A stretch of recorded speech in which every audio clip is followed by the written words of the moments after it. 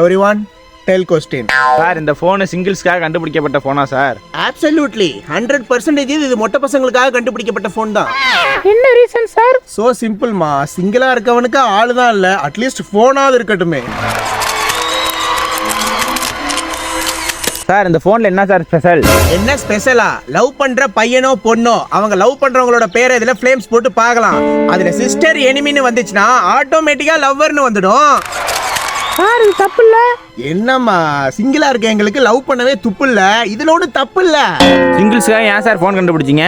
ஏனா சார், சிங்கிளா இருக்கவன் யாரையும் ஏமாத்த மாட்டான், அவன் ஏமாந்து தான் சார் போவான். அவன் எல்லாருக்கும் உதவி செய்வான், ஏன்னா அவன் தன் கையே தனக்கு உதவின்னு வாழ்றவன்.